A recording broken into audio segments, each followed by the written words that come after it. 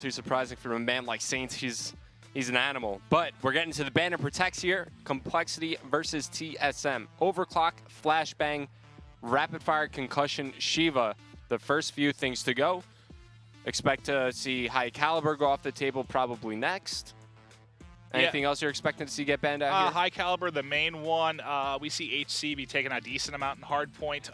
There's the HC going to come off. So certainly high caliber, and we'll see what the remaining one's going to be. You still have all specialist weapons, abilities. The Purifier has been targeted a little bit more as of late. It seems like it was the Scythe kind of being that weapon that got banned quite a bit. But I think the Scythe overall is a pretty good ban on this map specifically. More long range. I think if you ban a specialist weapon, it would be the Scythe over the Purifier, specifically on Fringe. Yeah.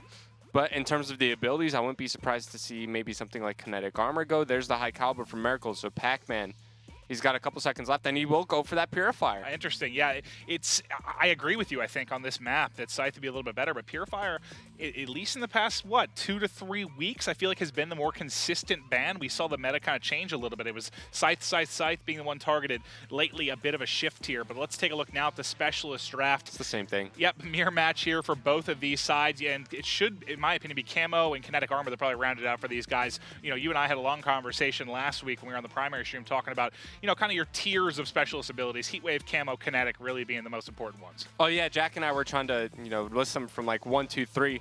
Kinetic Armor might be the best one out of all of them just in terms of consistent use. And it's weird because there are times where Kinetic Armor makes it through the ban and protects, and then maybe a team will decide not to even pick it at all. Well, I think I saw that. I felt like I hadn't seen it happen once all year, and then it happened casting with Matt on, Wednesday, and then also Saturday when we cast it, and it was both LG, interesting enough. Kinetic Armor made it in both times, and both times I can't think of a reason why you wouldn't pick Kinetic Armor. It's something that Jack and I have seen from a DT quite often, especially in those Game 5s. So it's been funny because they don't pick one of the best specialist abilities you have in the game. Yeah. And then you wind up losing the Game 5 after that. No, I could not agree more. That's one of those, if it's in, you should definitely be using it. But first matchup, compLexity, TSM, Fringe Hardpoint going to be the game mode.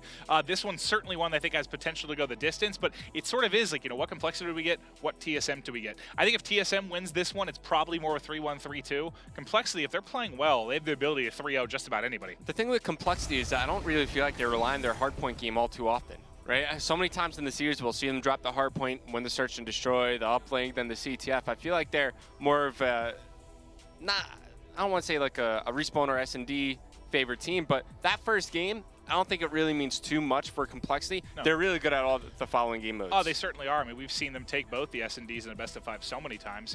6 or 7 Game 5 wins they've had at this point. I think still they've played the most S&D rounds out of everybody. Oh, without question. At one point, the numbers were so drastically different from the next one. I can't remember when we looked at that. I think it was like kind of the midway point of the season, but we were looking at it. I was like, for the awards. It's like, oh my God. Like, look at how many S&Ds these guys have actually played compared to everyone else. And that's experience.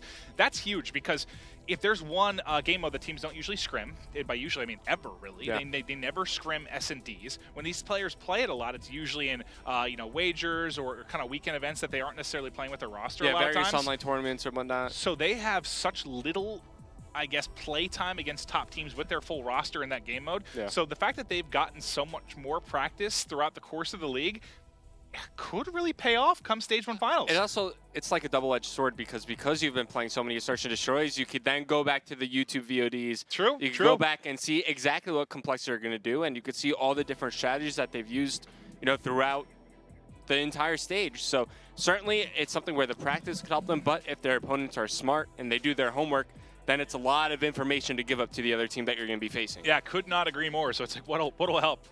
The experience you give yourselves or sort of the experience you give the other teams. We'll have to wait and see because they're not really in a safe position at this point because they technically could end up, 10-12, which might still get them in. Yeah, I think they want like 1 to 2 wins to finish out Stage 1 if they want to feel safe. But we're jumping right into the action.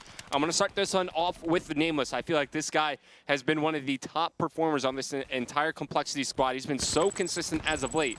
Let's see how he does here up the start against TSM. It's ever since him and Parasite switched roles, which we brought it up a lot, but it happened I don't know, like a third of the way into the season, they decide to switch, and ever since then, he's been an absolute monster playing the primary AR role. He's going to get picked off by Wheats, and that's another guy that shifted roles recently. When they've been using Ivy versus Proofy, Wheats has had to step it up and be that primary anchor AR player. And I think he's been doing one hell of a job. I've only casted one match since he switched, but he was dropping bombs. And he's had a lot more time to practice since then. Now, a player I haven't really seen play too much has been Ivy. He's the new face here on TSM. Let's see what he could do. He's going to be inside the hardpoint, rotates a little bit early over towards Junkard. He's got his teammate in compLexity, going to get the information that compLexity are going to start pushing. He's in a good position to stop this push or at least chip away at their health. Thought he was going to do the wall run there, but one player challenging, takes out Ricky, looking for another. As he turns around, he gets some help from his teammate Pac-Man. As TSM, they're going to take the lead. Yeah, and these aggressive submachine gun players, I mean, they're so rare. When we were breaking down the top slayers in the league, and it was like, what, 2 out of the top 10 were actually sub players? Yeah. And it's been kind of the flavor of the week. You know, Envy was trying out stuff with Havoc. Now we see Ivy on TSM. He's got streaks already. Players looking for a little more aggression. Because this game, a lot of maps, he's fully streaked. A lot of these maps were what kind of, we saw 3 ARs at times. It's become more of a 2 to 3 sub game at a lot of maps. That's how Call of Duty usually evolves into, is that like 3 SMG, 1 solid AR player. Up the beginning, a lot of times, you know, it's AR dominant because players don't know the maps too well, so they find a useful position to work with, and then that's why the assault rifles are so good. But as you were saying, definitely becomes more favored towards the SMGs as Ivy. He's going to waste no time using his score streaks here.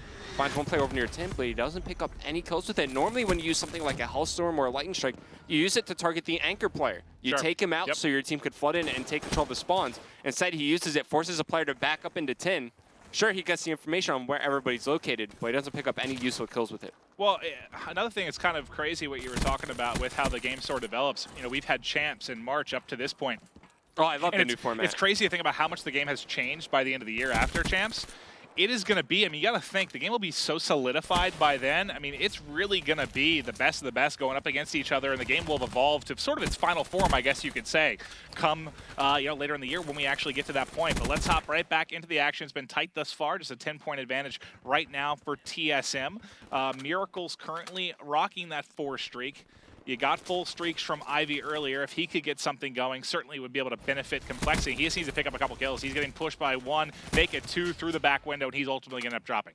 compLexity, another one of those aggressive SMG players that, as we were just kind of talking about, that compLexity just pops up on our screen, but it's crazy, especially on a map like Fringe, where for the most part, it's been very AR dominant. You're seeing right now Wheats and Pac-Man both use assault rifles. Ivy and compLexity, the guys with the SMGs. As kinetic armor gets popped, he's going to challenge with the kinetic armor. The Elcar doesn't work out for compLexity there, as it's going to be compLexity holding on to the hardpoint. And this has been a very slow start once again from compLexity. Seems like every time we watch them play hardpoint, they get off to a slow start. Then once the second rotation of hardpoints come around, they start to pick it up. Well, are you surprised? I wonder what the shift's going to be now, speaking about the Elcar, with you know, the fire rate nerf that we saw come in for the MR6. I mean, it's going to be dominated now by the RK5 and Elcar. I think that's more of just kind of a preference thing. I'm curious what it'll be like on land when we get to the 1st through 3rd, because I think... well, Pac-Man's still using the MR6 right here. Yeah, that's actually interesting. And, well, I mean, it's still going to be very, very effective. It was only a couple of people that I think that were really in a position to kind of abuse how powerful it was. Yeah, somebody like Nagapin or even the entire Infused team, they love to use that MR6s, well, but I think the RK5 is still very great. Oh, I mean, at close range, that thing is it's kind of a 1 or 2 burst, just nuke at times. Can certainly be very, very strong. You saw Ricky trying to push in for control of the hardpoint, but we're now going to be starting our second side of rotations, and it's been tight all along. It is still incredibly close here. compLexity now trying to get a bit of a lead growing. I haven't seen any score streaks be useful from Ivy yet. He calls in the Cerberus here. It's already EMP'd. It's getting low on health. He hasn't even gotten a kill with it. That's the first kill the Cerberus has gotten, and it's about to be destroyed. We saw the Hellstorm missile didn't do anything. He also called in the Lightning Strike right after he called in the Cerberus. So TSM, they were able to get these streaks so early on in the game, but they were unable to use them in a manner that would give them any sort of advantage. And that's a distinct thing between certain Slayers in the game, right? There are many players that are good at getting streaks. There aren't that many that are good at effectively using them. Yeah. And they can be certainly such a game changer here. You know, that combined with the specialist weapons and abilities as well. compLexity started to pull away to their largest margin now. What, 29-point lead here currently, but control of the next hard point. I was going to say it's going to be TSM, but there was only 1 player remaining. That was compLexity. He's going to end up being taken out. Now compLexity compLexity looking to lock it down. If they can hold on here, they're going to blow this wide open through this hard point. Yeah, they've really started to pick up their slang. I mean, look at Parasite now, 22 and 17. Nameless is starting to pitch in. Everybody's starting to find their position here on the map and find their way into the game. Ricky taking some fire. He's forced to back up, but he's still going to be challenging here with the Kuda. The Cooter. Oh, Cooter. no. Oh, that's a strong weapon. But you see him able to pick up one. Parasite pushing in now with the L-car. This is going to be a fun day. Yeah, it's all right. We'll shake the rust off from the weekend. Anyways, it's going to be Ricky back inside the hard point. Oh, my. Unbelievable stuff. Now, let's switch over to Nameless for a second. He's got a 3 streak here. 20 and 15. compLexity, they were able to hold on there and really push out a bit of a lead. As we're going to rotate over to Grandma's, this will be TSM's chance to really come back in this one. Well, I mean, they really need the full 60 at this point, right? They can't allow anybody from compLexity to push into this hard point, and this is where something like the Purifier would come in handy on this specific hard point. Just zone these players out the windows, but because TSM were the ones that banned it out, obviously that won't be available. But this is really a hard point where when you talk about slaying on the outsides of the hard point, it's just super important. As soon as you let the other team get close enough to contest for time inside this hard point, it can become such a disaster because then you lose spawns from there. The team contests for that. They get a closer rally point to the hard point. You're not getting time at that moment. So TSM, they've done a great job so far. They're still in this game. They're not out of it yet. It's only around a 40-point difference. They can still come back to this game as long as they make their kills and execute here. Well, there's a lot of pressure on Pac-Man now to go huge, and he is. He's gotten 3. Can he make it all 4? Not going to have the camo to try to get the break. He is going to end up getting pushed by Miracles, but TSM did a really good job there, and you kind of saw how it broke apart as they were able to pick up the kills in the back. compLexity, I thought, had it pushing in through the front, but Why thanks challenge? to Pac-Man, able to at least contest for a good amount of time there. Why do you challenge for that scrap time? It's literally 5 seconds.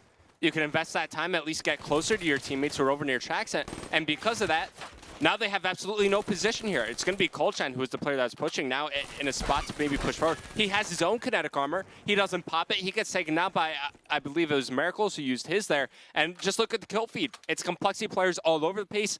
Now they're starting to run away with the game as they build a 70-point lead. Well, and this is a hard point. It's one of the tougher ones in the game to really hold control, like to really lock down a 40-plus on tracks. It's such a contest fest, and they've completely held it down if you can push them out. Yeah, you just need to push out both sides. And once you do that, then the other team will just spawn, a good 10 seconds away, and then you get the kills in rotation. It can become a lot more manageable from there. They might get a full 60 almost here. We don't see that very frequently on tracks. Look, they're winning their gunfights on either end of the train tracks, and that's what's going well for them here. All right, well, let's see if they can put it away in the next hard point. They're going to need 35 points as we're going to end up rotating back to top middle. Now, the positive thing for TSM is you're set up okay here, but another hard point that's very, very hard to hold for consistent amount of times. 1 player dropping, 2 coming off spawn, and now just trying to lock it down. You hear streaks coming in, I believe, not going to be connecting with anything. Heatwave gets popped by Parasite. He finds 1 kill on the back of that. Yes, it was Nameless calling in that lightning strike, but no kills made from it.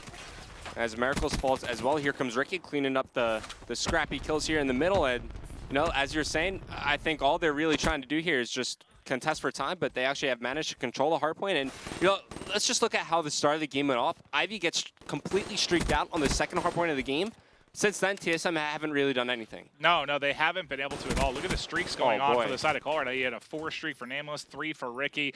Everyone having a solid one here. And compLexity, you said the fact they don't win a ton of hard points, but they are a terrifying team if they do. If they're able to win their hard points, they're looking so good to get a 2-0 advantage, and they're not a team that you think would throw that away. It's funny because a lot of the hard points that they lose is always in the final seconds. It always comes down to like the 250 to the 240 sort of margin, but here comes compLexity. They're going to push in, try to take control. They only need 2 points as Parasite takes control along with Ricky. That is going to do it.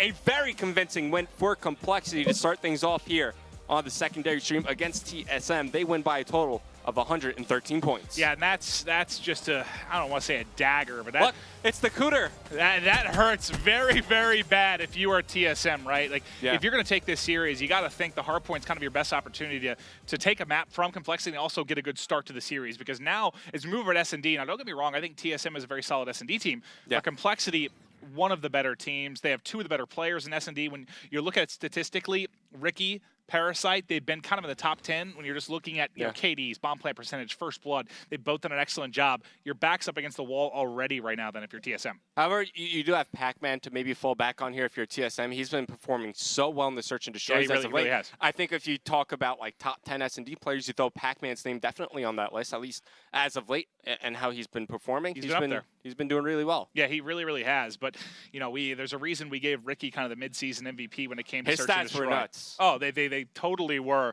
and it's going to be a scary one here for TSM for sure. But let's take a look statistically at this one a bit, and you see Parasite having a monster game, 38 and 26, a minute plus in the hardpoint, also those 11 defense. What's so impressive about him and Parasite switching roles is sometimes when teams switch players, like one person really sees a benefit, maybe the other one doesn't so much. Both of them have been going off since they kind of switched their primary role in the team. It's almost the exact same thing as they did in Black Ops 2, right? You know, Parasite starting out as like an aggressive SMG, he translates to an anchor role and back and forth between those two roles.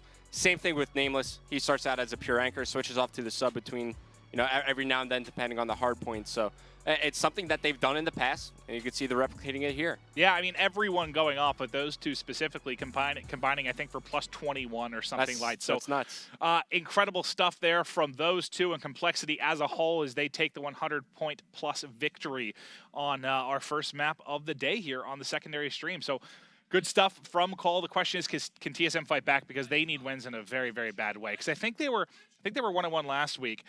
They could go 1-1 the final 2 weeks and maybe get in. Maybe squeak through. Maybe, but they need 2 weeks. They really do. Because the map percentage, actually, can we take a look at the standings one more time? I want to see how close TSM's map percentage is compared to some of the other teams, because that is our first tiebreaker, I believe. And there's a really good chance we have 3 or 4 teams that actually end up, you know, somewhere around a kind of, 8, 9, 10 wins. Yeah. Very, very possible. So when we get a second, I'd love to check out how close they are in overall map win percentage. But it's going to be a tight one. Our next map, Breach S&D.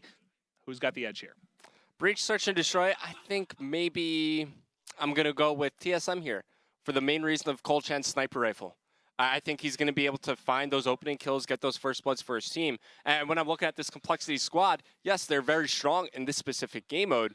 But when it comes to a sniper presence, I don't really see it too much from them. I mean, I don't know. I've seen Parasite. When he's on, he can be very, very effective. I casted Afraid. Maybe I should phrase it like this. When was the last time you saw like a highlight reel of compLexity sniping? No, very true. Very true. I think colChan going to rely on a little more, be a little more flashy with it, but Parasite can be a difference maker, especially, you know, he's one that likes to use thermal. The plus side about colChan, he doesn't use thermal. Doesn't need it. Doesn't matter. Go ahead, ban it. So you can take thermal out of this. I think take Parasite sniping out a little bit, then you really give an edge here to the side of TSM. So I would not be surprised if thermal came off the map came off the ban protect pretty early. Yeah, and a lot of the other teams have been respecting colChan Sniper enough to go as far as to ban out multiple snipers. Yeah. You know, they go after the SVG, they go even after the Locust after that. But we're about to enter the ban and protects here for map 2. Breach Search and Destroy. compLexity up 1-0 over TSM.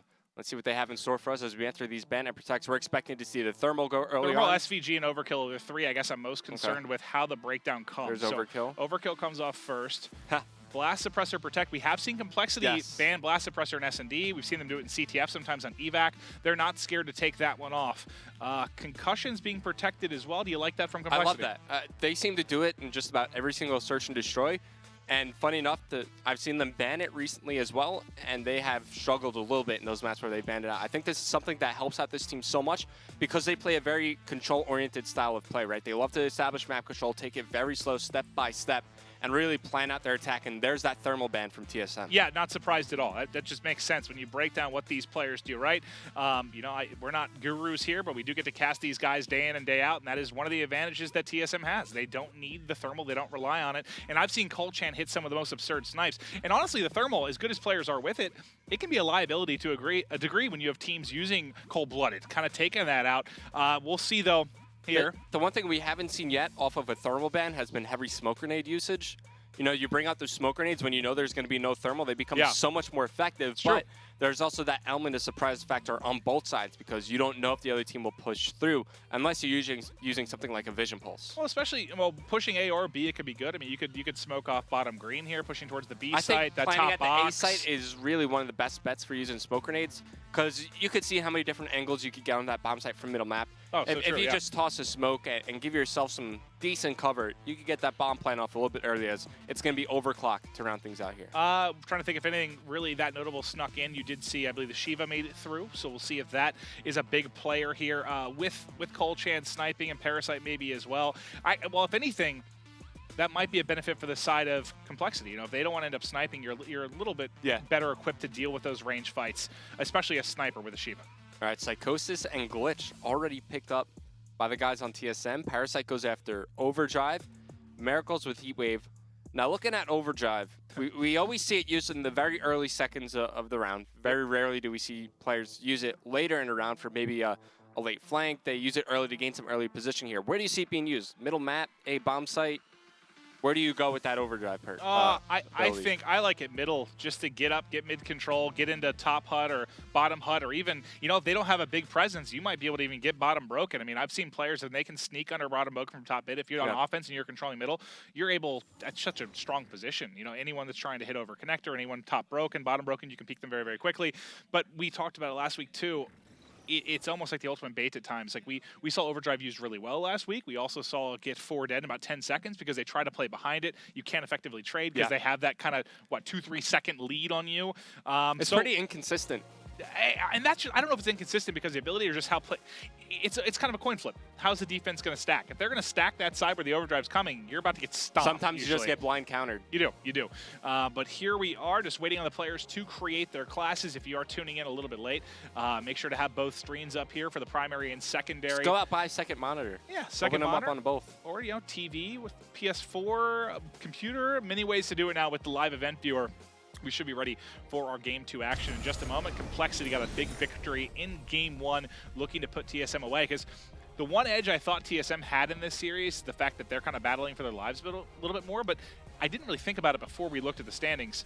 compLexity kind of is too. Like a 2-0 week, they're in. I think a 2-0 week definitely solidifies compLexity. Exactly. I also think they squeak by if they go 50%. Yeah, 1-1 might solidify it too, really. It just depends on how everything breaks down here over the 4 final matches. Now, let me know, who do you think is going to be kind of the difference maker from these two sides? Pick one guy. It was a Colchan for you. Can he make the impact with a sniper? Who is it on the side of compLexity? I did say Colchan earlier for a sniper rifle, but in terms of really changing the game, I think it's going to be Pac-Man for TSM. I think he'll have the bigger impact. But I do look for Colchan to maybe play some mind games with that sniper rifle, since it did make it through. On the side of compLexity, I think you always go for Ricky. He's a safe pick for somebody who's going to play consistent game of search and destroy and always going to perform. Could not agree more. Getting ready to load into this one, and I wonder if anybody's going to be using the Cooter here. I'm just curious, dude. The Cuda, I love it, man. It's been what, a little more. It's very good mid to long range when compared to something like the VMP. Oh, yeah. But even, I mean, the VMP, because that rate of fire, too, if you really are a steady sub, like accurate with it, we've seen it melt at range as well. But I do agree. The Cuda a little bit more consistent in that matter. Now, should be locked and loaded here. We'll see how teams decide to attack this. I'm trying to think if it was compLexity I was casting last week, where they pretty much on offense fought for mid-map control every single round. Let's see how it opts to break down here now. Is Colchan, okay, so he might not even be pulling out the sniper early? Nope. He already shot some bullets, so he can't even change his class. Yeah, I thought he was trying to, but the fact that he shot, like he stopped there. Parasite going along the mid wall run. He's going to spot one player. Comes up behind him once again. Finishes going to Pac-Man, but he's taking some fire himself. He's going to get challenged here. Weeds will be there to trade the kill, but here comes Miracles, already top AC. And just like that, it's a 2-on-2 as Miracles gets traded out. You got Ricky using the Shiva here. He's just going to try to push over towards that A bomb site, but he's leaving his friend Nameless out to dry. I'll tell you what, when this map was first played, in the World League, I feel like 99% of the gunfights went down by B. It has become so much more mid-heavy from both sides of it. Just because if you get control of mid, you can really attack anything. Now, you can see the two defensive players here, Nameless and Ricky. They're going to be wrapping around. They're going to bomb just went down at B. What's the plan of attack here? Looks like they want to pinch, and this is just going to come down so much to timing and winning that key gunfight. This can be tough here for colChan because the bomb is not planted for him in this position, right? And I think that's why he decided to push forward. This is going to be some sort of element of surprise there. He's going to spot the shadow of the player right above him. This should be an easy kill as he takes down Ricky. Now all down to Nameless in a 1-on-2. Let's switch over to him, but like I was saying, the bomb not planted for colChan. Keep that in mind as Nameless, he will find Ivy here. Going to swap back to the M8. He knows around where colChan was located, but he might have to just go right on the defuse here. Well, like you said, it's playing for the kill. From he's coming across and not going to have enough time to do it. The one burst coming in as he's going to melt colChan, but it's not going to matter. The only positive, I guess, you have a little bit of a hot start. In fact, you have 2 kills for Nameless. You might be able to work towards streaks, but first round going to be going to TSM here. Yeah, and keep in mind, TSM, they see exactly what's going on. They see the progression towards streaks that Nameless has, as we see colChan gets the easiest kill of his life here onto Ricky. But Ricky didn't really have time to check all these different corners here. A tough spot for him to be located, and especially since he looks at that bomb, he doesn't see the bomb planted for, glass. So you might just think, oh, they might just be playing back-to-back in construction. Well, that's what I would think. You see the bomb planted, that side's like the biggest bait in the world, right? You think you're going to know exactly what side both players are on. colChan's kind of risky positioning ends up paying off there. Now, let's see. They are going to hit B early. One player going to be watching the aggressive flank, and we talked about colChan's impact with the sniper. Shuts it down so quickly. Pac-Man pushes across mid-cut there as he grabs one, and almost instantly, in 15 seconds, Nameless left by himself here to try and clutch. Yeah, and he's spotted. He knows he's getting pinched, and he's got a lot of work to do, and that was just a flawless round from TSM right there. They executed their strategy perfectly. Well, the fact they wanted to get aggressive, plus he hit the snipe. So it makes it that much easier, right, when you want to push it out like that. Incredible job there from TSM. We've talked about the fact that they can be a very good S&D team at times, starting out well here in Game 2 with a 2-0 advantage. All right, so now going into round 3, let's see how compLexity adapt to what TSM are throwing at them. Do they bring out a sniper themselves? Do they maybe be a bit more aggressive with the Shiva? They're going to be on defense, so I will continue to watch TSM over here. And colChan, he goes right ahead and puts the sniper away. So it looks like it's something that TSM only want to pull out on defense. Interesting. Now, there is someone getting aggressive in towards A. Couple players really pushing here. Nobody scared to challenge as the first blood came in from Nameless. He's 3-1 right now. They've pushed him off the A site. So even though it's a 3v4, they may be able to get bombed down. But who is that top middle? I want to see what their angle looks like. The one that's staring. Oh, he was staring at the A site. Okay, so Nameless has a pretty good position here to make sure they can't get a free plant. I think TSM just need to rotate back. Cut your losses here near the A-bomb site. Solid shots from Weeds. He does take down Nameless. So that does open up mid-control, and I think they should just take it. Whenever you get pinched into the A-bomb site like this, it is just so rough to get that bomb plant down. You're better off just rotating back and reassessing. I thought if Parasite kept pushing, he might come up with the easiest 2-piece However, of his he life. gained this information as early as he possibly could. Well, he knows they have wrapped now, but good thing is colChan's got pushed up pretty quickly here. So if he can find Ricky, this is going to go from a 3v4 to a 3v2 in favor of TSM. Let's take a look at positioning here. Who is wrapping the whole way around the back? So much time you're going to rely on Parasite. Yeah, a lot of different key engagements can go on in the next couple of seconds. Miracles will find one player here, swapping backward to Parasite as he finds the second. Oh, some shaky shots as it's all down to Ivy, and he gets picked off by Ricky. A good retake there from compLexity, who they're going to wind up giving the defuse to. It looks like Ricky. Well, that was perfect. As soon as Miracles basically put shots to that first player, you could see the player Parasite was flanking, was turning. He pushed right when he got the kill. And that's kind of what I mean by timing. Like, as soon as somebody shifts focus there, he hits at the perfect spot. His shots all over the place, but he ultimately gets the kill. Yeah, maybe if Parasite misses more shots and loses that engagement, that round then could go in TSM's favor. Well, your pinch is gone if that happens. So certainly could have been the case. But compLexity getting their first round on the board here after the hot start from TSM. They're going to be switching back over to the offensive side of things. Yeah, I do want to see what angle he's going to go for here. Typically, you'll see he just leans off the left side and looks over towards construction. Not getting eyes on anyone yet. I love watching this guy's movement. And the snipes he is sometimes able to hit. Going to be very, very difficult to deal with this. If I was compLexity, because of his sniper presence, I mean, as long as you can take top broken out of this, I would not. I just wouldn't want to deal with B. Why would you? Why? Unless you have a sniper yourself to maybe fight him. But Wheats, his shot's on point right now. You do something, take out Ricky over near top AC. He's going to get challenged here middle map. So this will give some sort of mid presence over towards TSM, which they desperately need if they want to plant at this A bomb site. Oh, nice pressure there by Pac-Man. Heads up play. He doesn't allow him to get away. He also saw one. I like the angle he takes there by going vertical with it, but can't connect on the shots. Now they're going to be rotating out back towards spawn here. He's all alone, though. And he should get caught, or he might be able to win the gunfight. He's actually going to get the kill. I thought the timing was going to not work out very well for him at all. They've turned this now into a 2 versus 2, but they have to get bombed down. They have under 30 seconds to work with. All right, so they got to move a bit quickly here, and they have no presence middle whatsoever. It's going to be Nameless. He might get some good or some poor timing here as he juggle peeks around the corner. Oh, mid-weapon swap. That's a definition of poor. Miracles does find the kill on the Ivy, though, making it down to a 1v1. I don't think he... Oh, he's going to go for the bomb plant here. This will be an easy kill for Pac-Man, but he's not going to check it just yet. Miracles, it's going to be tough here coming off of the plant. Pac-Man's there to pick up the kill, earns himself glitch. We'll also get the HCXD from the defuse. Yeah, you know, I thought he was just going to drop in the middle of Palace there and kind of check it, but that might have actually worked out poorly. The fact he went around the back, he got a better angle there. Yeah, I thought Miracles was going to play for the kill as well. Yeah. I didn't think he was going to go for the plant. Just the situation he was in no time to go over towards B. He knows Pac-Man is nearby because he just killed Nameless over near the side door near Palace. And you can see, that's why I love the wall run so much, because he's thinking he's coming from that AC side. Mm-hmm. Nice job by Pac-Man. He had that key kill up top, not letting that player get back at the lab and then closes it out there. So nice round, and he's one of the key players we spoke about with TSM. He's 5-2 right now, carrying the load. They need Ivy to step it up a bit, but they do have a 3-1 advantage. And that's what happens when you get a nice team performance from 3 players. You can have one person kind of have a rough game in S&D, not usually 2. Yeah. Anyways, this is the first round that coltchan's sniping on offense. They're going to lead out with the HCXD of Pac-Man. They will spot this player up top, forces him out of position, and they could go right in for the bomb plan after this. And do you think that's because of the HC, the fact that he can push them off site and get set up a little bit more aggressively with the sniper? Yep. Exactly. The HCXD is just such a huge distraction, but watch out along this side wall run. He won't get spotted. coltchan with the L card shuts down Parasite.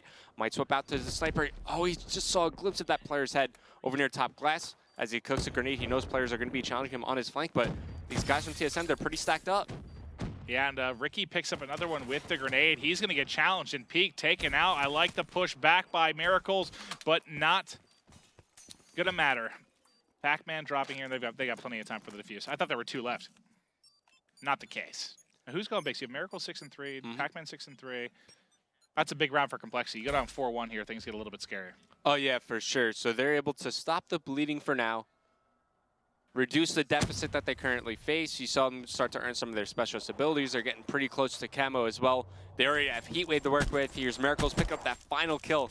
Take a look at this. I mean, complexity, I love talking about third perks, and they're one of the more diverse team when it comes down to that. You know, they always use like that silence and tac mask. They're more willing than the other teams to get rid of that blast suppressor perk, and I think that's why they ban it out so often. You know, they're comfortable not using it. Certainly are. Now, we should be getting to that point where basically everybody's going to have their abilities up, and that's the case. Psychosis comes right out, and that's an easy killer for Nameless. coltchan, though, connecting with his second first blood with an opening snipe on defense here. You see the HC car at the top of the map trying to push out a player. He's going to manage to stay alive. And perfect awareness there on the flank. Oh, good use from Glitch. He's going to re-challenge it, though. You're not full of Miracles there. That was scary because he glitches back onto a wall run. Yeah, he could have easily just fell off the map. He sees the shadow of the sniper up top, by the way. Parasite looking to zone out coltchan as Nameless just fell. Great positioning for Parasite. He will put down some shots into coltchan. Both players back up, but you got Ivy still looking for his first kill of the game. He's going for a bit of a longer flank, and complexity don't know this, but they can get this bomb planted at the B site right now. No, they definitely can. One player rotated over to A, so it seems like they kind of thought they were maybe going to be wrapping out. But Ivy, the timing might be brilliant, but he does get away. He's going to know, oh, this is insane. Bit of cat and mouse right now. He just can't find him, and that is the definition of what Ivy's game has been like to this point. Sometimes you just have rough games like that. Played it pretty smart, but can't come up with the kill. Under 30 seconds to go. There is the camo pop trying to find the final player. He's inside out. Oh my god, is it going to be right when he comes off? He was actually back on porta potties, and that's going to be a kill for TSM.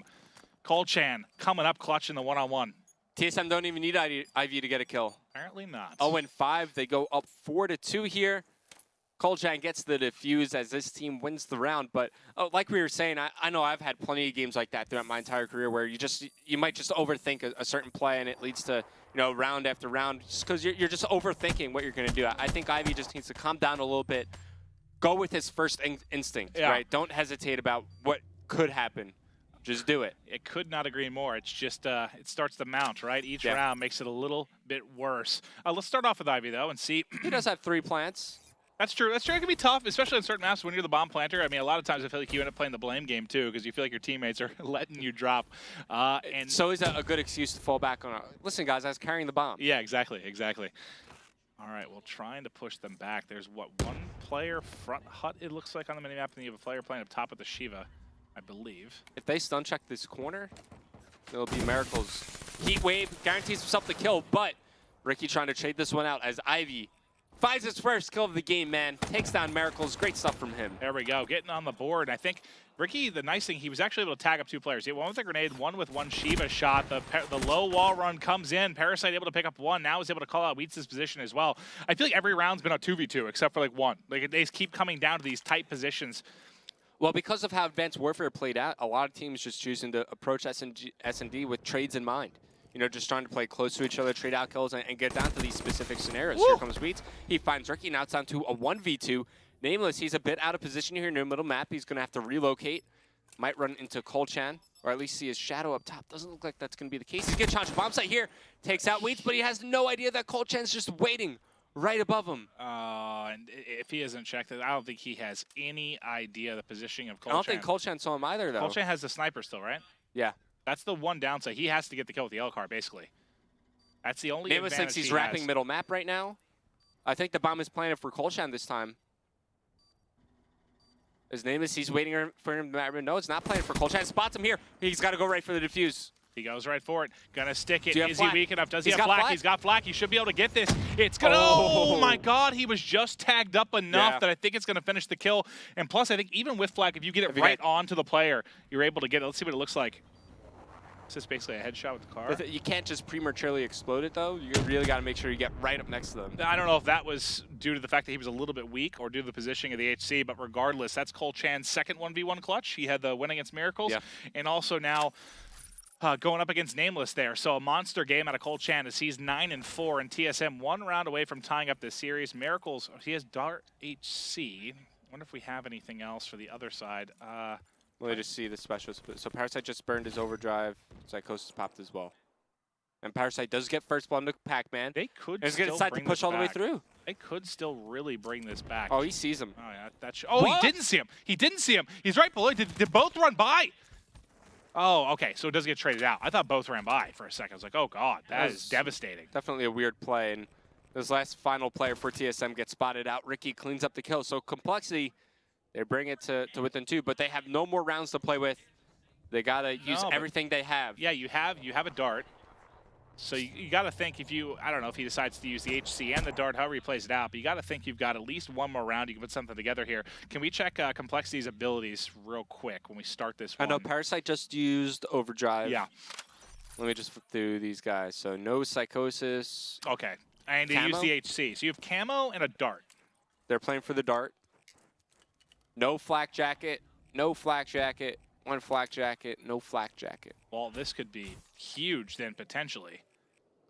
I'm going to go over to our pilot for today's flight. All right, Miracles, don't let me down. We've seen some great flying. We've seen some poor flying. There's a player, it looks like, by porta potties and one inside a cage, and he has just soared right over the top of both here. He's trying to shoot down the dart. I don't think he hasn't really gotten any information at all. He hasn't spotted anything yet. No. He's just flying around to the most common locations, but this is slowing down whatever TSM want to do.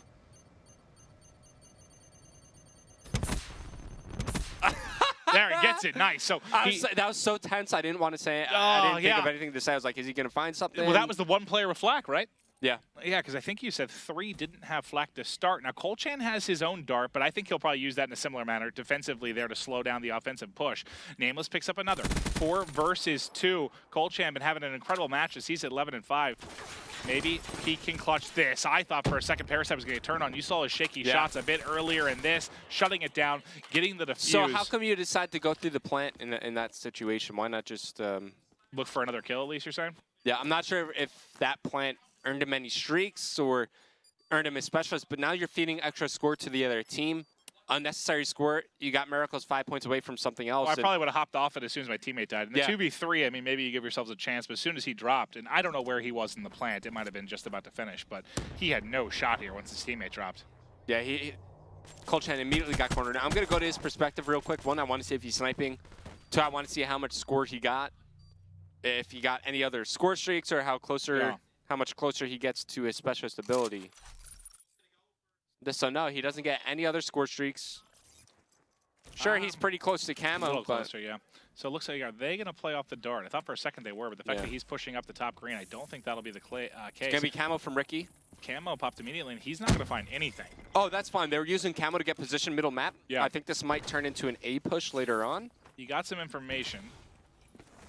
But you're going to be, if they get to around 11, compLexity's not going to have anything, right? I don't think they'll have... It depends. They might have Psychosis. Maybe, they could also earn Overdrive. That's one that earns pretty darn quickly. Well, you thought, I mean, right when we looked at it and saw he had HC, Dart, there was a camo, you thought they had a chance to bring this back. The question is, can they do it in round 11? Now, colChan going to opt to use his. The problem is they didn't really delay any time there, and I guess it got taken out.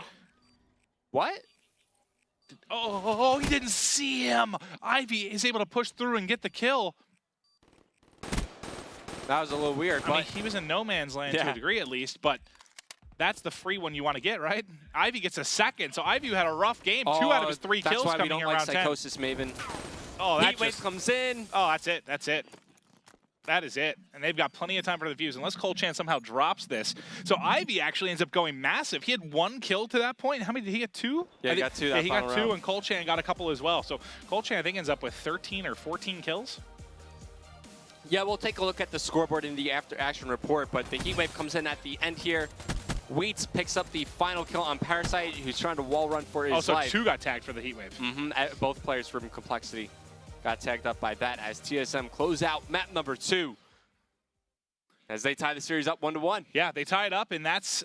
Oh, God, this is not how I thought it might go. I mean, I thought TSM might be able to take the hard flop. Maybe you see the S&D going to compLexity, but back and forth, this one is now. Uplink will be the next map. We'll take a look at the scoreboard soon. So I think it was actually, you got 12 from colChan, 12 from Miracles. So both those guys having a big guy. And that's, Miracles not the guy I think about usually in S&D on this specific team, but he's had, when he goes big, usually like I see him, when he has a good game in S&D, it's like double digits. Like he'll have like that 10 to 13 kill range where he just goes off on a particular map. Miracle's normally very, very consistent in Search and Destroy, and by consistent, I mean like he holds his own. Well, we were watching footage earlier where he was sniping in Black Ops 2. Like, I couldn't tell you the last time I saw Miracle snipe. I don't think I saw it at all in Ghost. Don't think I saw it at all in AW for the most part. But certainly, I mean, one of the bigger veterans we have left in Call of Duty for sure. All right, so let's take a look at our after-action report. As you're saying, colChan 12-6. Ivy, he starts that game off as quiet as you can be, but he finishes off in a big way, picking up, what was it, like 2 kills in that final round? Yeah, and if he gets picked off by, I think it was Miracles that was playing over by Hut right at B, if he dies there, you got to think he doesn't obviously get that second kill. That could have gone completely the way of compLexity. 15, 21. So compLexity actually have more total kills than TSM here. So they would have had defense then for that final round, which... It's weird because normally, like, obviously, you know, this is an objective game mode, so kills don't mean as much as they would in some of the respawn game modes, but it's weird. If you look at the scoreboard, you're like, oh, you know, if I hide like the round count, you might think compLexity win this game. 6-4. Like I probably would have had the opposite score just for compLexity if I was just guessing based on that. But a big win for TSN kind of keeps their stage 1 finals dreams alive at this point. If they can take this best of 5 map by map, it's not over yet. Yeah, map by map, and I have to take a look at who their match is tomorrow, because if I remember right, when Matt and I did strength of schedule on Thursday. They play FaZe tomorrow. I just heard my ear. TSM plays FaZe because they had a really tough schedule. I think they were like 2 or 3 toughest. TK was the toughest. The thing that stinks is that LG has now like the easiest. Yeah, they play like Dream Team. And they went 2-0. TK?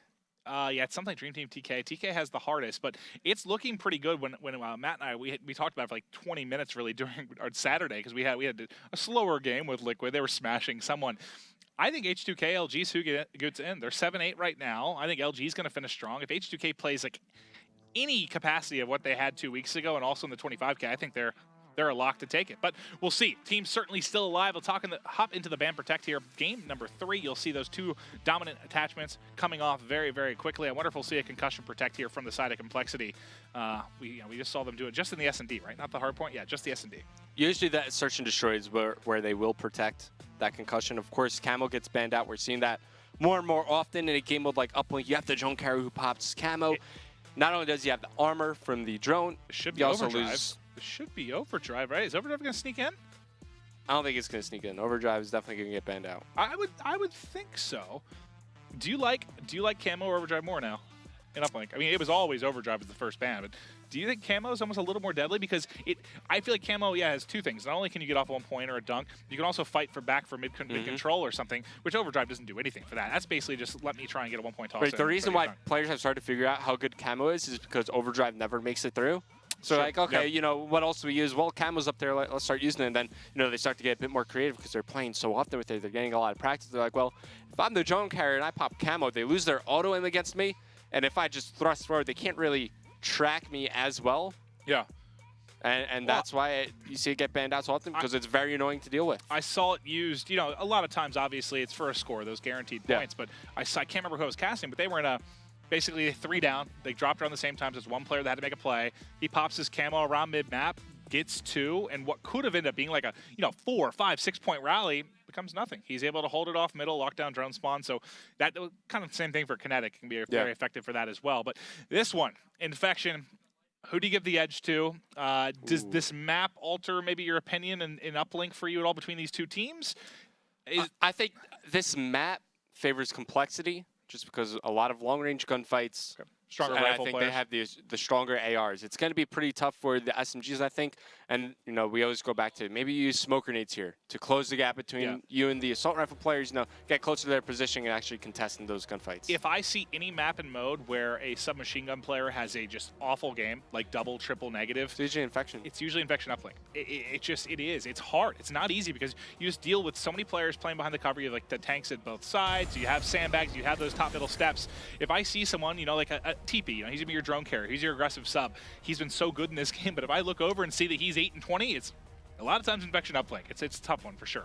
Like we've talked about it so many times that, you know, we know how to play Infection Uplink. We know that the SMG is kind of like Fringe. You could struggle a little bit on this map, but, you know, you got to find a way to make it work. You got to find a way to just find success around the map. And, you know, maybe smoke grenades can come into effect and help you out there. Rely on your AR players to win their battles, to open things up for you a little bit. That's the worst, is when you're getting spawn trapped and you're trying to rotate back and you have SMG. Yeah. Everybody's already set up. You know, they have a lot of cover to work with, as you were saying, and Certainly. you just have like no shot in those gunfights. Could not agree more. So I'm actually curious. You know, the AR are a huge part of this for sure, but you know, a player like Miracles or Ivy on the other side, those are the 2 that I'm going to be kind of curious about what kind of performance you get out of them in this one, because it can be one of the more difficult to play. But I agree with you. I think the edge and the ARs come for compLexity. I think this could be a very hard game for Ivy.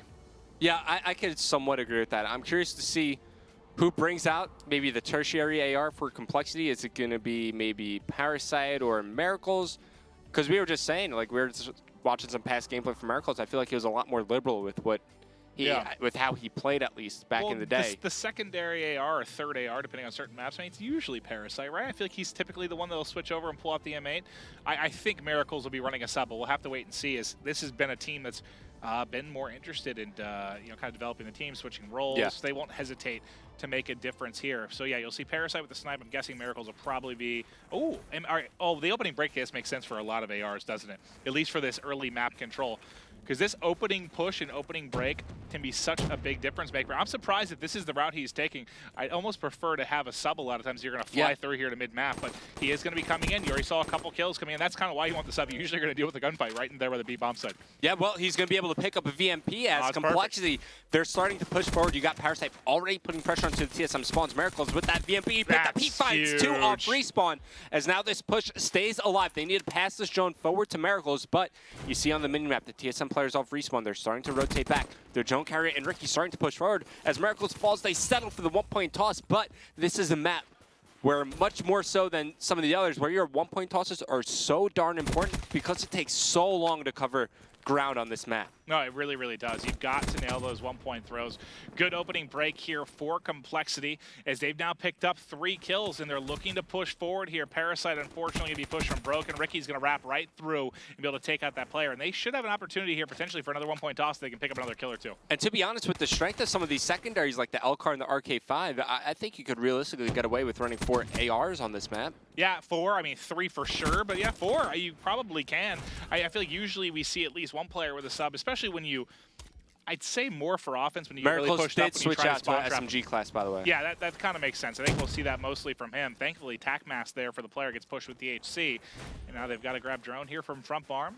Starting to try and wrap here on this broken side of the map, and that's one of the reasons it can be tough for a sub player. You know, you have these long lines of sight, and you're not going to usually win that gunfight. Long lines of sight, you're usually fighting out of position as well. It gears up for a tough map for SMG players anyways. Moving over to Pac-Man, he's looking to control the middle B staircase for his team. He's taking some pressure. He also has an Elcar in his back pocket as he cleans up Miracles up close and personal. Now it's going to be TSM shaping up for a push, but no lanes are pushed out, so Pac-Man might decide to maybe drop this drone and help his team slay.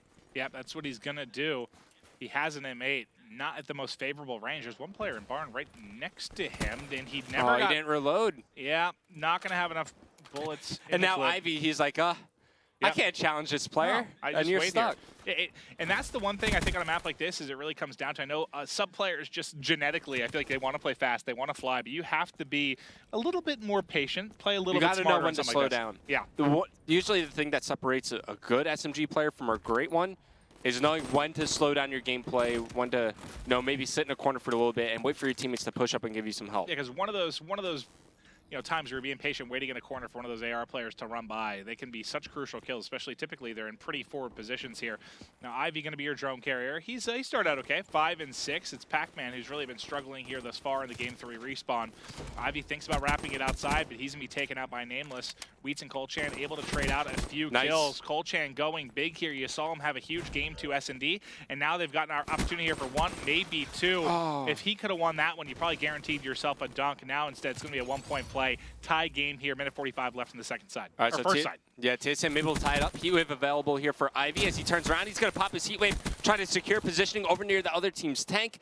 He gets taken out from Parasite as compLexity just looking to stabilize for the time being. Things are starting to get a little bit crazy, a little bit more frantic, and that's exactly the game that compLexity do not want to be playing. Colchan just wants an angle. This player finally is able to connect there with the 1 burst. Took him about 7 jumps to get the angle.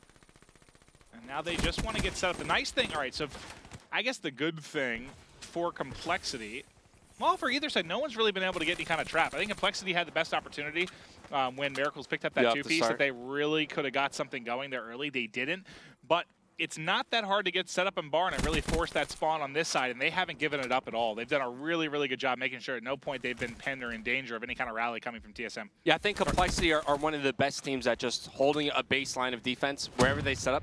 They're just so good at forcing the other team to fight tooth and nail for any sort of positioning they want to gain on the map. And it can be very frustrating to play against a team like that. But Ricky's going to bring out the Annihilator here. It looks like maybe trying to help his team out with a push in the last seconds of the game. Picks up 2 kills with it, but with 30 seconds remaining, is that a good use of the Annihilator?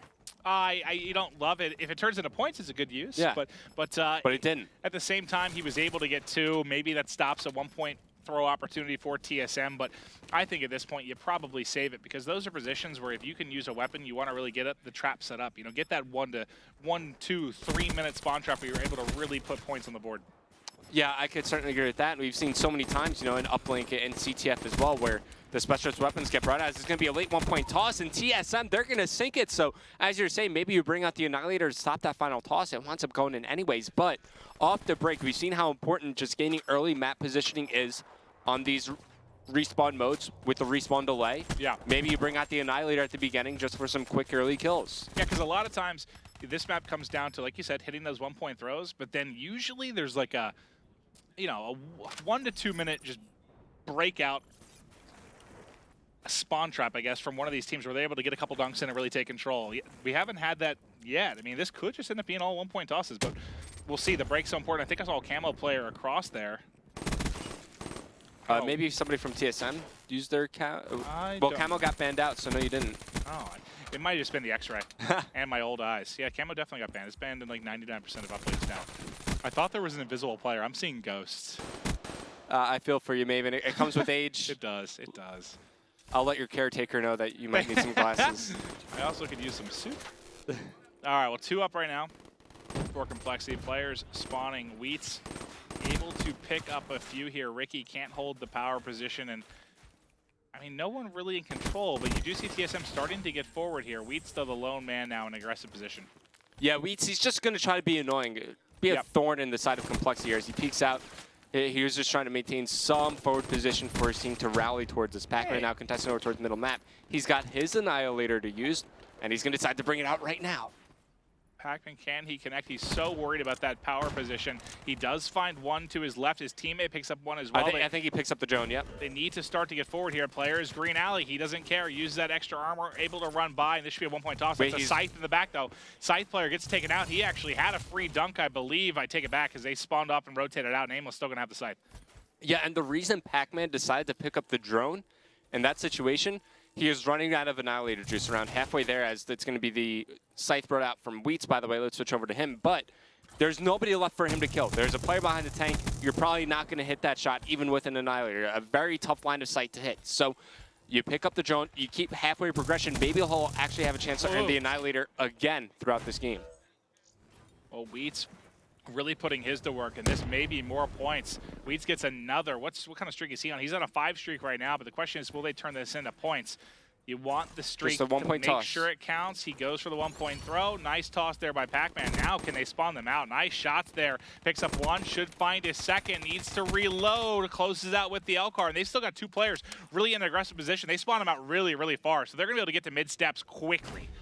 This is exactly what you want to do if you're on the side of TSM. You toss a drone forward for yards. This is going to be a dunk for Pac-Man if he can get around this corner, and he can, thankfully, to the armor of the drone. And just like that, TSM take a 5-point lead on a map like Infection. That's very comfortable, and guess what? He just earned himself another Annihilator. Incredible stuff there as they get the pin on him. I think did they end up going 2-2 split when they spawned out? I think 2 tried to rotate back to the base, 2 went mid steps.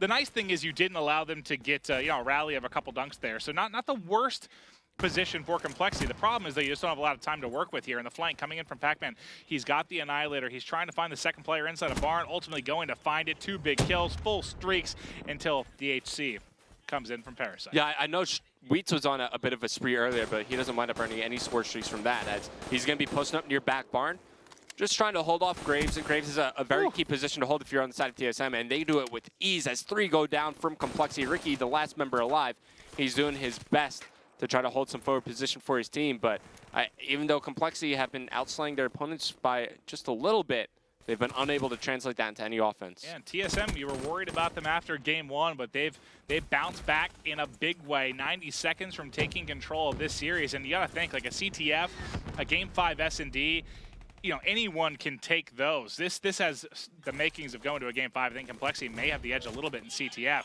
And that's another dunk. That might put it away here. 7-point difference, 70 seconds left. That might be a little too much to overcome. Honestly, this whole series has gone the opposite of what we thought would happen. That I wouldn't be surprised at all right now if TSM just closed out the series right here. This is nearly a must-win game for them.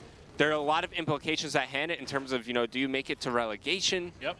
Do you fight in the top 8? What's going to happen to this TSM team? And this is a team that didn't have the best start to stage 1.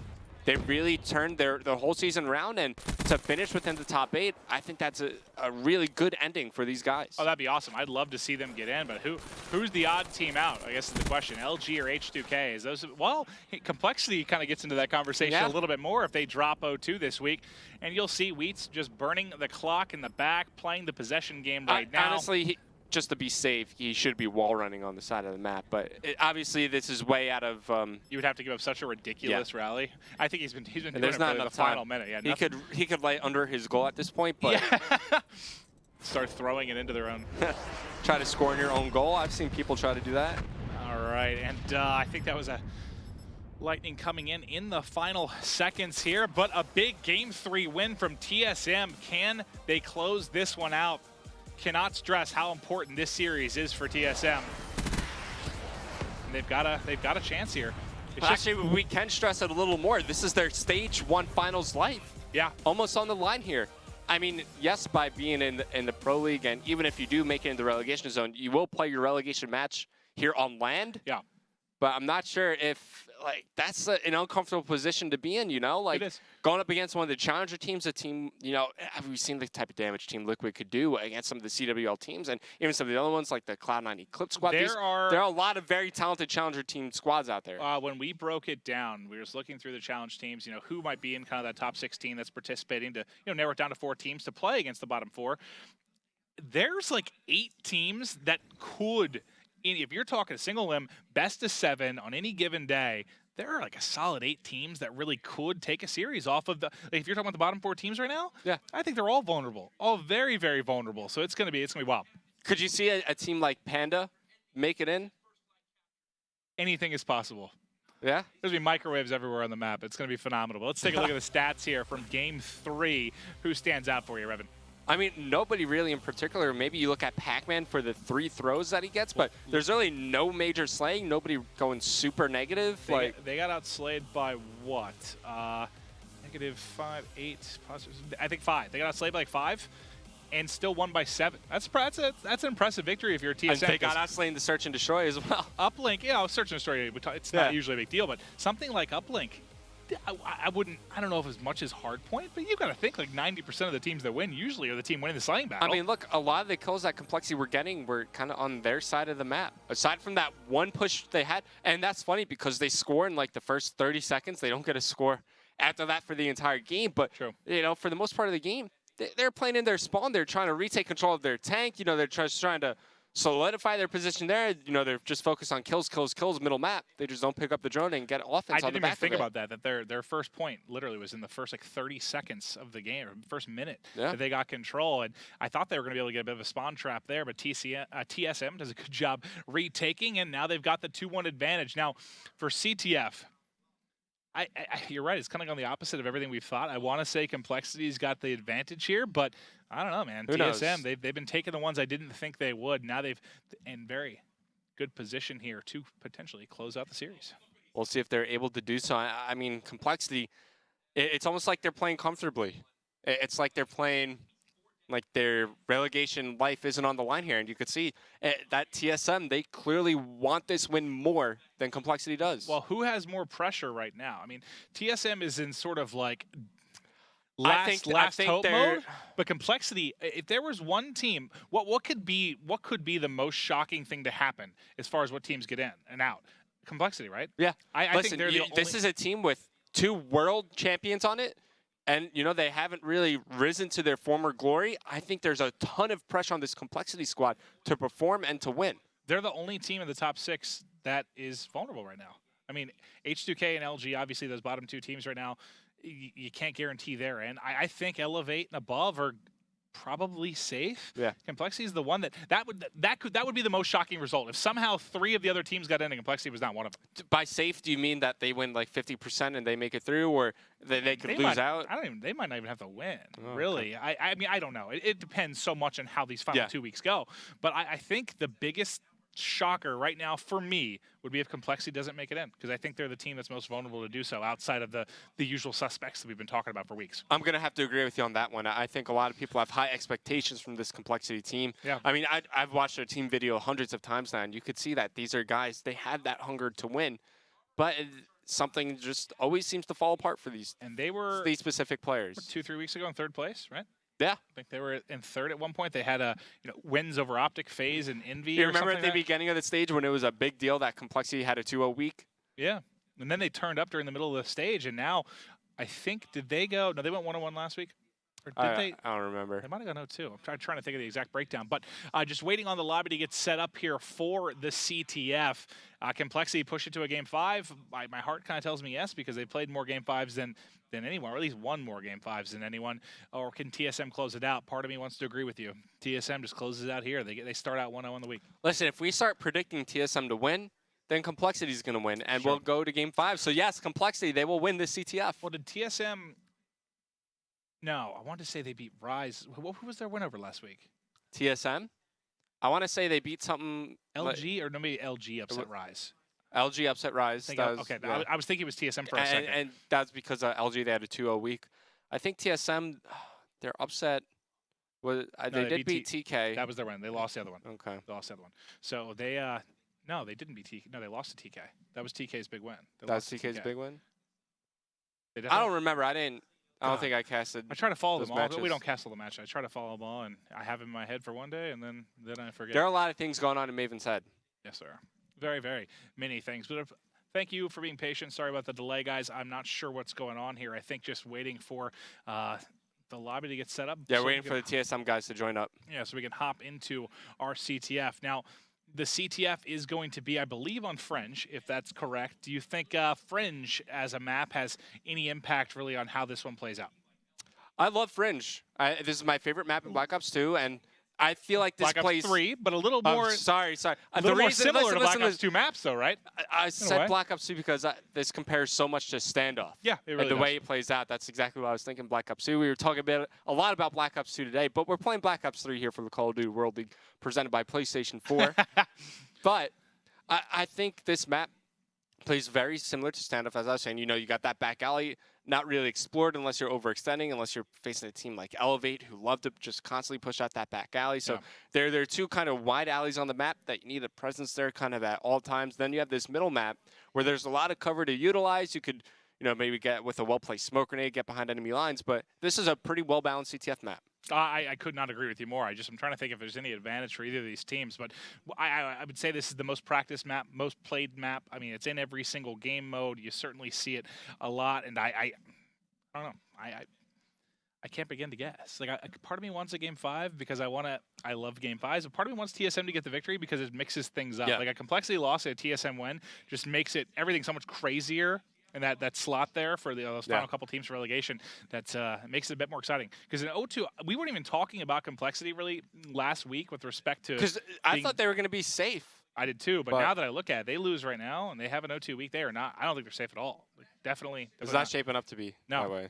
All right, well, I think we've got everyone in the lobby should be ready to kick this one off in just a moment. If you're TSM, is there anything maybe you can do in the Ban Protect to mix things up a little bit, or are you going to try and play pretty standard in this, you think? I think TSM want to play it standard. I think Complexity are going to do something to mix things up. But I think this is where we might see maybe like a blast suppressor ban, something that they've done in the past, or try to do something that TSM might not be comfortable playing with. We'll see what winds up happening. There's the camo ban. There's high caliber. I think camo is always a pretty solid ban, aside from maybe if you ban it in like a Hardpoint. But in CTF and Uplink, it just gives you too much utility and too much ability to make a play happen. Could not agree more. We still have all tacticals. We still have overclock. Overdrive will probably go. Certainly. So that's probably going to round out our final couple of things here. Could be overclock, overdrive, and your tacticals if they go with a more standard approach. If someone decides to mix something up a little bit, may not be the case at all. Overclock going to come off the board. And I'm just overdrive the follow-up. Yeah. Makes sense. And then now the tacticals probably. Now, does complexity maybe protect the tactical? Well, we only saw them do it in the S&D. It seems in respawns they're trying to get them out as well, even though I'd like to see them use them a little bit more. Heatwave comes in. So, well, now tacticals are no longer really a conversation because they're going to be in. Yeah, either the flashbang or the concussion, maybe even both are going to make it through. We'll see what Pac-Man wants to do. He's got the final ban. Of course, it's completely useless to protect something. Is there any reason to ban one if one's going to make it in? It depends if you find one more annoying than the other. Personally, I'm that guy that runs around with flashbangs. He's going to ban Perk 1 Greed. I love it. Do you use Flak Jacket? Do you use Afterburner? You can't use both. Interesting. Yeah. And all grenades are in. Danger Close makes it through. Yep. You definitely can make an impact with explosives in this one for sure. And I've been talking about it for so many weeks. If you just start banning Perk Greeds, it completely changes the game. Oh, it does. So much. Now, Scythe going to be your first weapon out for both of these teams. Do you think, well, we'll probably, how many, I might see 2 weapons because we saw 2 abilities be taken out with the Psychosis. Well, 3 abilities. Well, with the Psychosis pick. Wait, it was Overdrive Camo. Did Kinetic get taken off as well? Heatwave did. Oh, Heatwave, that's right, Heatwave. So you should definitely have a Kinetic. And yeah, you're definitely going to see 2 weapons. I got to say, it's still weird seeing, whoa, 3 actually. Whoa, that's pretty crazy. 3 abilities come off. I mean, that's kind of why I was asking. But I mean, you still have Kinetic and Vision Pulse. I like Vision Pulse in CTF too. I'm starting to love Vision Pulse more and more. The more I see players like experiment with it and see the different ways it could be utilized. Like, I've watched Merc streams a bunch of times, and he's a great Vision Pulse player. I feel like he always uses it in a good way. Yeah, no, he really, really is. I've been watching his stream a ton and pumped for this Liquid team. So at some point, I'm gonna make you pick today because I went and broke it down. I had to pick. I went 2-2 split.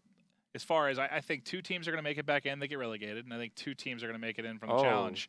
And I think I ended up going the 2 teams that got back in. Oh God, I think I picked TSM, CLG, were the 2 I picked to get back in. Okay. Assuming they don't qualify, and then my 2 teams to get into relegation were Liquid and Cloud9. Liquid and Cloud9 Eclipse, I guess. Because they've been playing really, really well. They've had a couple deep runs in the 25. That's very tough. I can't believe you're putting me on the spot like that. Well, you don't have to right now, but when we were actually breaking down, Matt and I had a good 20 minutes where we kind of talked about it. We're like, oh God, this is terrifying for like everyone. It was real hard to pick. But just waiting on the guys now to edit their classes, and we should be ready to hop into Fringe CTF momentarily. If you are just tuning in, it's a 2-1 advantage here for TSM. They do not want a Game 5. Actually, they've been kind of... They haven't been bad in Game 5s. Yeah, they haven't been bad, but we've seen how good compLexity can be and has been over a majority of the season. compLexity always seems to find a way to clutch up and just close the game out. And every time you see compLexity play like the second half of the series, you're just like, why did you not just do this in the first half? If you just play like you did on the second half of the series, you would close it out like 3-0 every time. True. I got a feeling this is going Game 5. It just is. We had what? 2 Game 5s on secondary last. All 4. See, that's what I meant. Sorry. Yeah. Both nights. So all 4 were Game 5s in Week 9. Do we continue our hot streak here on the secondary stream? That would be 5 straight Game 5s at least. Yeah. Things getting nuts over here on the secondary stream, man. Well, yeah, we had, I don't think we had a single Game 5 on, what did I cast, Thursday or Wednesday with Matt? Pretty sure it was all 3-0, 3-1s. Oh, that's right, because we finished like before you guys. Yeah. That's the first time it's even been close, like as far as the timing of the 2 streams. But players are loading in now. Pick the guy. What do you think of the 3 weapons? I like it. I mean, when you have 3 abilities come off, it's not too shocking, but you don't see I'm pretty sure Overclock got banned out, though. It becomes, I think since the Tempest got buffed a bit, I've seen it a couple times. Not a lot, but I like the Tempest a lot. But let me put it this way. You're going to earn these weapons Twice throughout the course of the game. twice. Yep. You're going to earn, where is it? This Psychosis 4 times. But what do you think has a better potential to stop a cap or lead to a cap? Psychosis, or because we talk about typically low-scoring games, right? In CTF, you think you have potential to maybe guarantee a cap? I think what compLexity are going to try to do here is they're going to try to earn their weapons and use them all at the second half, or at least use 1, maybe 2 of them. You save 1 on it for a clutch play to happen.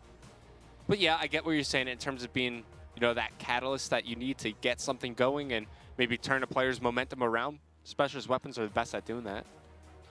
But it's so tough, and it's such a fun conversation to have, because then you look at something like kinetic armor.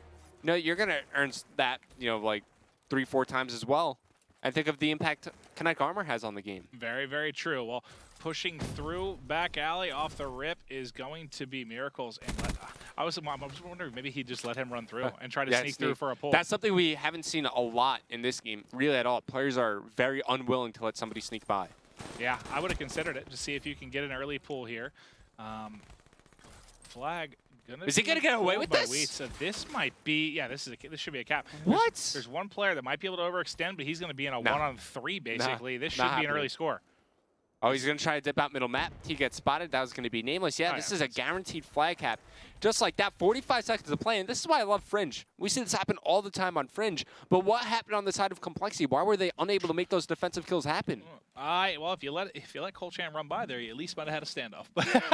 But I don't know. We were watching it from Miracles' point of view. I don't know how they got shut down so effectively. Now the pressure is going to come in. Miracles is 5-1 and they're losing. This could be a counter cap potentially. Look, they're taking so much time here. Colchan's going to be able to spawn up.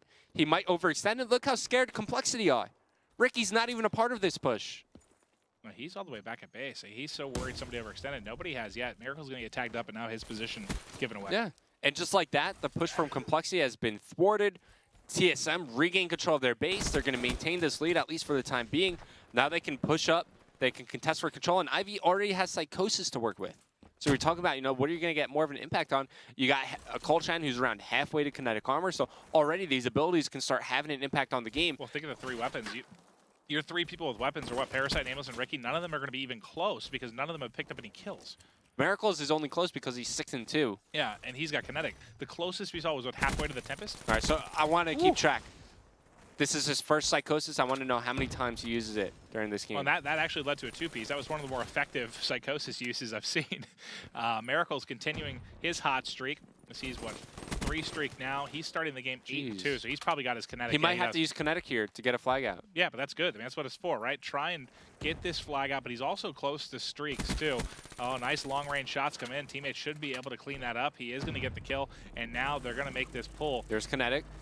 But he doesn't pick up the flag. He's using it in more of a support manner. 3 go down for TSM. Colchan immediately overextending. They need to get past Ricky, but you're just funneled through such a small area, and Miracles, or Nameless, has covered so much ground. Wait. Colchan takes out Ricky? God. That win there, it should not have happened. That's got to be a kill if you're Ricky, right? That has to be a kill. And now Ivy's got it out. This may end up being a counter. Thankfully, Nameless able to kill Colchan. Run, but Ivy is around the corner, just soaking up bullets. There's the return. 2-0 lead TSM. That's ridiculous. And that's all Colchan winning that gunfight with Ricky. There's no reason he should have won that. Ricky. He got distracted because there were 2 players, I think. But maybe the auto aim messing with him a little bit, but he's 0-5. His team is down by 2 flags.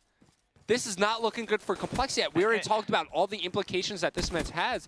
I mean, look at Miracles. He's on a 5 streak right now, 10-2, but they're losing the game by 2 flags. That's a comfortable lead to have on a CTF. They're already continuing to put pressure onto the compLexity flag. They get another touch there. And once again, look at how scared compLexity are playing. Parasite's way back in his base. Oh, Parasite, see if he can overextend here. No, well, now he's in trouble because his entire team just dropped, and now they're going to be flooding tracks. They're going to find Parasite, so that player mid-map may have to rotate back Ricky, unless they decide to just push. He's going to get a kill eventually. Psychosis, that's the second use of Psychosis. There we go. He takes down Ivy, but he can't take down Pac-Man.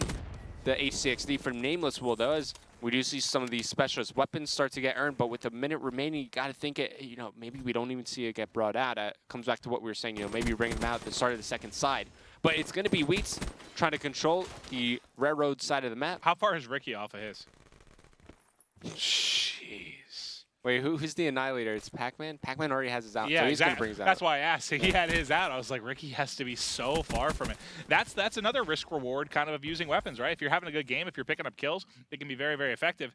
But with sometimes it might not even be worth it if your M8 shot is just on point or whatever gun you're using. True.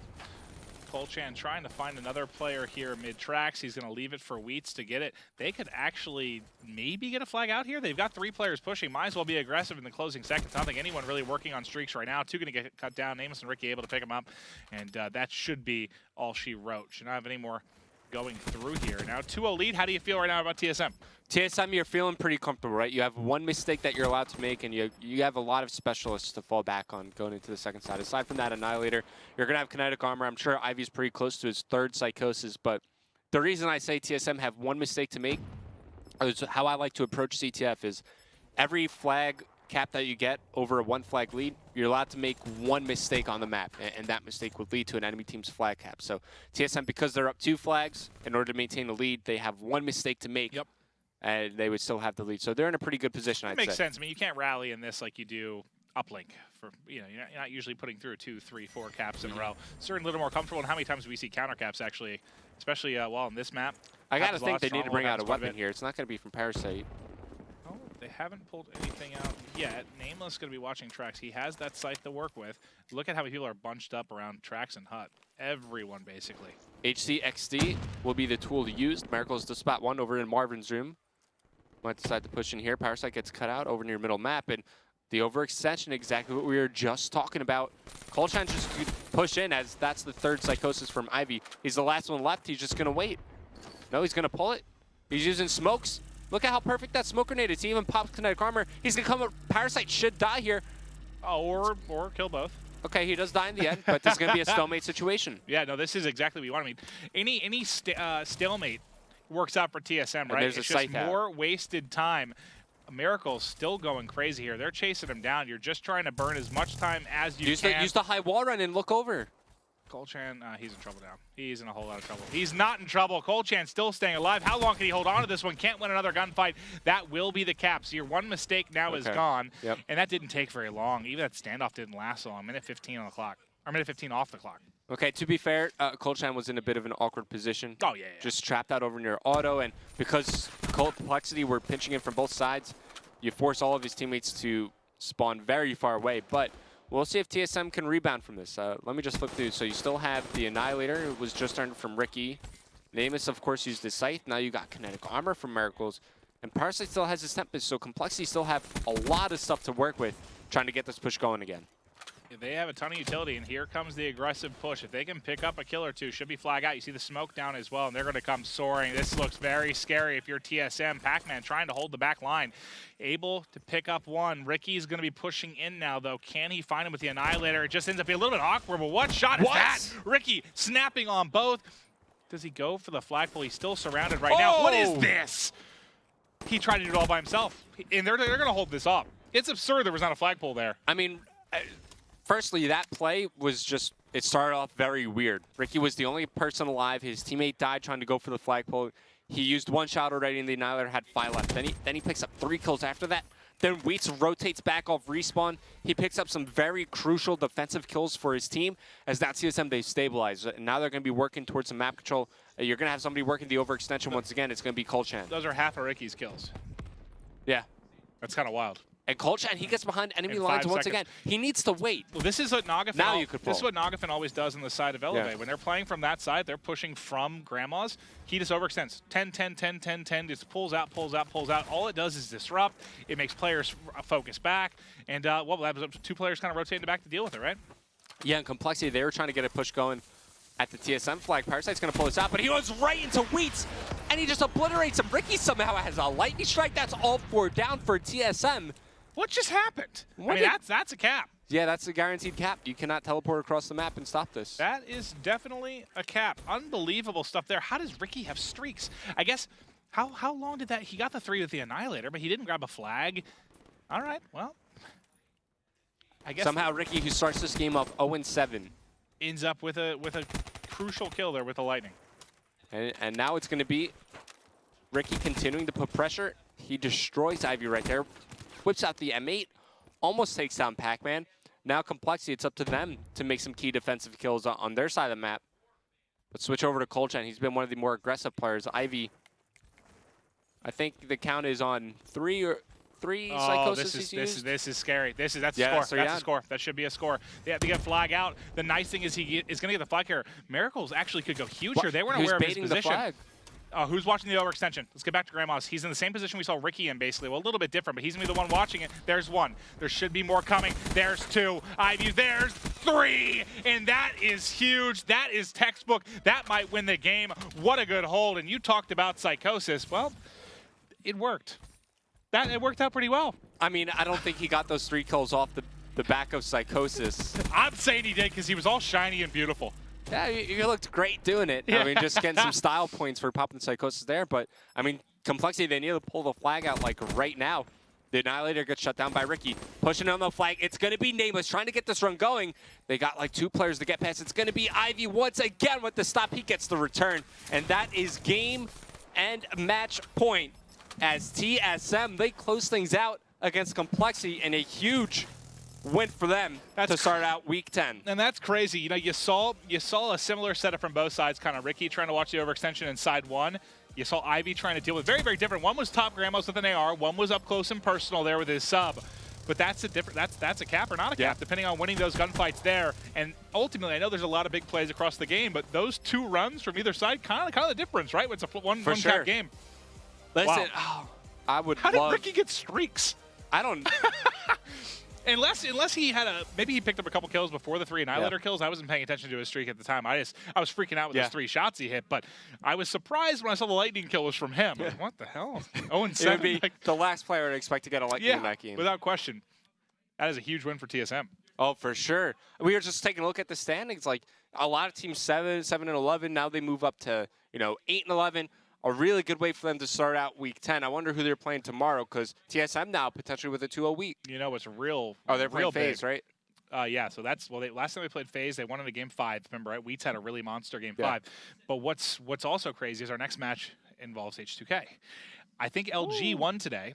So LG has kind of surpassed H2K. Now H2K is in a little more scary of a position. It depends now with map win percentage. Now, how are you winning these series? Is it a 3-1? Is it a 3-2? Is it a 3-0? And H2K is playing Elevate. 2 weeks ago, they were in the semifinals of the 25K, and it was a ridiculous 5-game series. These two teams they were evenly balanced that day. This is a really important game for H2K.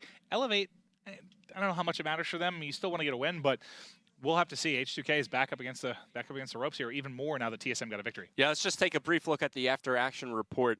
Take a look at all the scores from that last game, and once again, it looks like some slight swing in favor of compLexity. I mean, you got two players on TSM with only 13 kills. That's Pac-Man and Colchan. Doesn't matter in the end. It's all about the flag caps and capture flag. You know, it's the name of the game mode. TSM, they do more work in the objective department. Got pretty close there at the end, but they're able to pull away with a victory. Insane stuff. Huge win for the boys of TSM. Our next match is going to be H2K Elevate, which is going to have a lot of implications. So we'll take a look right now. TSM safe for now. That actually bounced H2K out, that victory. So if H2K loses, because it was H2K in that 8th spot till that, if they lose this one, I mean, that's a full game swing in that one, which would be huge. And look at who's got the advantage? They do have the advantage a little bit in map win percentage, which is one thing going for them. I mean, one thing also looking ahead, Team Caliber's map win percentage is pretty close to that of TSM's. So if TK can continue to string wins along, if they get, you know, the majority like 3-0s, maybe 3-1s, they could certainly overtake TSM.